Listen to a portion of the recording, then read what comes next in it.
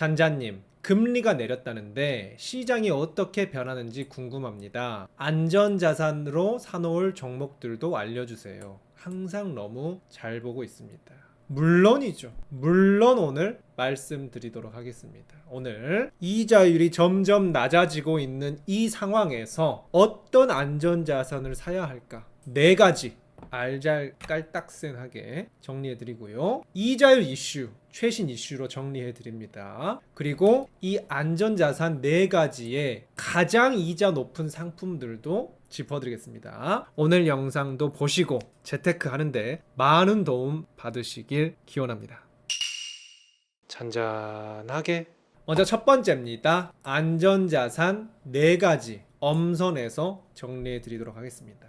먼저 첫 번째 안전자산 하면은 가장 보편적으로 은행 라인이 있죠. 예금, 적금, 수시 입출금 있습니다. 하지만 이 김잔자는 증권사 쪽 라인 항상 추천해드리죠. 증권사 예금인 발행어음 있고요. 증권사 적금 적립형 발행어음, 증권사 수시 입출금 CMA 통장 이쪽 라인을 저는 추천드린다 말씀드립니다. 그래서 이 두 가지 옵션의 이자율 비교 세 번째 순서에서 이어갈 거고요. 그 다음 세 번째로 안전자산 제가 추천드리고 싶은 게 ELB가 있습니다. 이것도 증권사 상품인데 ELS 아니고 ELB입니다. 여기에 대해서는 우리 구독자님들께서도 ELB 꿀통이다 아주 찰지게 표현해 주셨어요. 그리고 제 영상을 보시고 틈틈이 보신다고 하는데 조건이 잘 안 돼서 할 만한 게 없다 라는 구독자님들도 계셨어요. 그래서 ELB 말씀드리면은 ELB는 주가 연계 증권으로 주가 예측 게임이라고 생각하시면 된다. 그런데 최근에는 약간 특징이 변질되어서 증권사 예금 특판이다 라고 이해하시고 접근하시면 좋다고 말씀드렸습니다. 그래서 이 ELB라는 상품은 이자율이 아까도 들어가서 보니까 5%까지 나와요. 제가 좀 이따가 은행이랑 증권사도 비교해 드릴 테지만 5%면은 거의 2%가량 더 높습니다.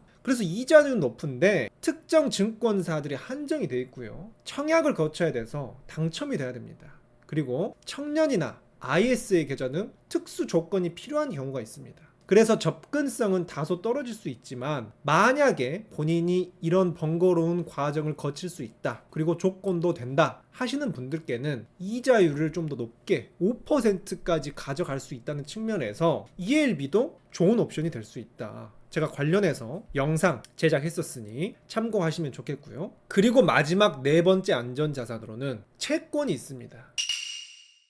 채권은 제가 지금까지 영상에서 한 번도 다뤄드리지 않았는데 쉽게 말씀드리자면은 직접 누군가에게 돈을 빌려준다 라고 생각을 하시면 되죠. 그래서 미국 정부의 돈을 빌려주고 미국 정부로부터 이자를 받는다 하는 게 바로 미국 국채고요. 삼성전자의 돈을 내가 빌려주고 이자를 받는다 하면 삼성전자 회사채입니다. 그런데 이 미국 국채, 미국의 돈을 빌려주고 이자를 받는 부분에 대해서 예전부터 구독자님들께서 꾸준히 요청을 주셨거든요. 왜 그런가 하면은 이게 작년 재작년부터 미국 채권 금리가 5%, 7% 엄청나게 올라가면서 세상에서 가장 안전한 자산인데도 불구하고 이자율이 높기 때문에 굉장히 핫했어요. 그래서 지금까지 보시면은 5%, 7% 미국 국채들이 있거든요. 그런데 이게 1개월 짜리도 있지만 24년을 맡겨야지 매년 7%를 주는 그런 채권도 있습니다. 그래서 제가 지금까지 채권 자체를 많이 소개해드리지 않는 것이 이렇게 만기가 자기 멋대로예요.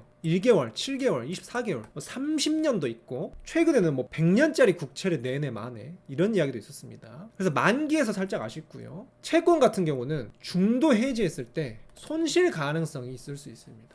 그리고 결정적으로 미국 채권은 환율 손실 가능성이 있어요. 달러로 투자하기 때문에 이자도 달러로 들어와서 이 달러 값이 최근 들어서 계속해서 내려가고 있는데 이럴 때일수록 환율 손실 가능성이 있습니다. 그래서 채권 같은 경우는 제가 지금까지 안전자산이라면 자고로 원금 손실의 가능성은 없어야 되지 않을까 라는 생각에서 안전자산으로 소개해드리기가 난해하다 라는 측면에서 소개를 안 드렸습니다. 다 이유가 있었죠. 하지만 삼성전자 회사채 같은 경우는 장외 채권이기 때문에 나쁘진 않습니다. 나쁘지 않아요. 여긴 나쁘지 않아요. 그런데 이것도 안전자산으로는 제가 봤을 때는 애매하다라는 감이 있어서 추후에 이건 또 따로 컨텐츠로 다룰 수 있다면 다뤄보도록 하겠습니다.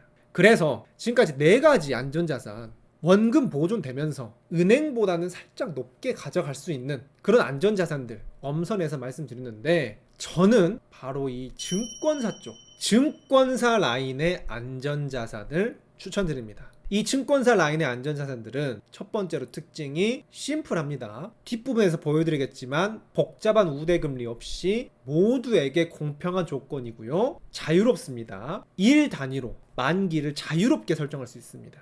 그리고 무엇보다 가장 중요하죠. 이자가 높습니다.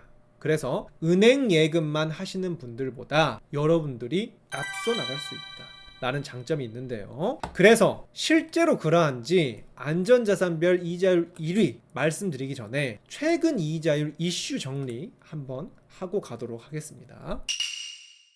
지난 5월 말에 아주 최근이죠. 한국은행에서 기준금리를 또 인하했습니다. 2.5% 정도로 인하했고요. 작년부터 꾸준하게 내리고 있습니다. 이렇게 기준금리를, 이자율을 국가에서 내리는 이유는 첫 번째, 내수가 부진하다. 두 번째, 수출이 악화되었다. 세 번째, 환율이 너무 높더라. 전체적으로 경제 상황이 안 좋다 해서 한국은행 총재가 우리나라 경제 너무 안 좋으니까 이자를 좀 낮춰드릴게요. 소상공인, 자영업자분들 대출 부담 좀 줄이시고 기업들은 낮은 이자로 적극적으로 투자해서 수출도 많이 하고 성장도 해주세요 라는 측면에서 선의로 이자를 다운시켜 준 겁니다. 하지만 여기서 아쉬운 것은 바로 저와 우리 구독자님들, 이자율이 떨어지면 예금 금리도 떨어진다. 예적금 금리 뚝, 기준금리 인하 즉각 반영. 그래서 요즘 현재 이자율은 어떻게 되고 있는지, 실질적으로 이자율 1위는 어디까지 떨어졌는지 한번 지금부터 살펴보도록 하겠습니다. 은행 라인 먼저 보도록 하겠습니다. 은행 라인 예금 1위는, 대한민국 1위는 3.1% 수협은행이었습니다. 그런데 이것은 우대금리를 받아야 3.1%고 기본금리는 2.05%에 불과합니다. 어떻게 우대금리를 받죠? 첫 거래부터 마케팅 동의하고 상품도 알려야 됩니다. 전도사가 돼야 돼요. 그래서 이런 우대금리 별로죠. 그래서 우대 제외하고 기본금리로만 따졌을 때 현재 대한민국에서 가장 이자 높은 예금은 K뱅크의 코드 K 정기 예금이었습니다. 2.75%. 이것이 현재 대한민국에서 가장 깔끔하게 이자를 많이 받을 수 있는 예금입니다. 그런데 여기에서 미리 예고해 드렸던 대로 증권사 라인 예금 한번 살펴보겠습니다. 증권사 라인의 예금은 발행어음이라고 말씀드렸습니다. 현재 우리나라 발행어음 1위 이자율은 어딜까요? 바로 한국투자증권의 발행어음입니다. 이게 예전에는 이자율이 높으면 높을수록 이 은행과 증권사와의 격차도 컸는데 지금 이자율이 대체적으로 낮아지면서 하향 평준화 되다 보니까 이 격차도 점점 줄어들고 있습니다. 하지만 그럼에도 불구하고 여전히 증권사 예금이 이자율이 더 높다는 거. 게다가 발행어음은 어떻죠? 우대금리 농락 전혀 없다고 말씀드렸습니다. 깔끔하고 심플하고 공평하게 이 표에 따라서 기간별로 이자를 딱딱딱 줍니다. 그래서 지금 365일 개인에게 2.9% 나와 있죠. 게다가 또 좋은 것은 일 단위로 만기를 지정할 수 있다. 그래서 내가 7일이면 7일, 62일이면 62일, 180일이면 180일 내 스케줄에 맞춰서 내 스케줄 바로 전날까지 촘촘하게 만기를 설정할 수 있다. 자유롭다 라는 장점이 있다는 거 말씀드리겠고요. 그런데 제가 깜짝 놀랐던 것 중 하나는 항상 지금까지 증권사 발행어음은 1위가 한국투자증권이 독보적이었거든요. 그런데 이번에 처음으로 6월 처음으로 KB증권 발행어음도 2.9%로 동일하게 1위를 기록하고 있었습니다. 아무래도 아까 말씀드렸다시피 이자율이 전체적으로 낮아지다 보니까 모든 이자율의 격차들이 미미해지고 있는 것 같아요. 그래서 한국투자증권이나 KB증권 둘 중 어느 증권사를 이용해 주셔도 좋다라고 말씀드리고 싶고요. 그리고 은행 적금 부분도 한번 살펴보도록 하겠습니다. 가장 이자 많이 주는 적금은 이자율이 13%였는데 이것도 우대금리 농락이 있습니다. 이거는 추첨을 받아야지 13%를 받을 수 있는데 당첨 확률이 0.2%에 불과하더라. 완전 장난질이다. 그리고 기본금리는 굉장히 낮더라. 그래서 제가 파고들다가 찾아본 게 기본금리 1위는 3.5%가 수협은행 1위입니다. 그런데 역시나 증권사 라인 적금, 적립형 발행어음 이자율 어떨까요? 적립형 발행어음 1위는 한국투자증권 적립형 발행어음 4.35%였습니다. 역시 은행권보다 높죠. 그리고 또 동시에 NH투자증권 적립형 발행어음도 동일하게 4.35% 가져가고 있었습니다. 그리고 마지막으로 수시 입출금 살펴볼 텐데요. 빠르게 가도록 하겠습니다.